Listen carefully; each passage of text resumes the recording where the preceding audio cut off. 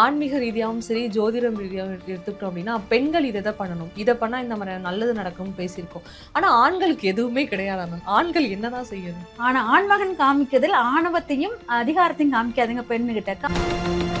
அதனால பெண்ணை ஆண் ஆள தெரிந்தால் அவன் தான் மிகப்பெரிய உலகத்தை ஆளக்கூடிய மிக சக்தி படைத்தவன். இப்போ ஒரு மனைவி தன் மேல் அன்பு அக்கறையுடன் கேரிங்கா பேசும்போது அவளுக்கு ரெஸ்பான்ஸ் கொடுத்து உட்கார்ந்து பொறுமையாக எந்த ஆண் கேட்கிறானோ அந்த வீட்டில் செல்வ நிலை தங்கும். என்னைக்கு என் பொண்டாட்டி தான் முதன்மை, அதுக்கப்புறம் என் குழந்தைங்கன்னு சொல்றாங்களோ அப்பதான் அந்த பெண் மதிக்கப்படுகிறான். பெண் சமைக்கணும், கண்டிப்பாக சமைக்கணும், அது ஆண் கண்டிப்பாக உட்கொள்ளணும்.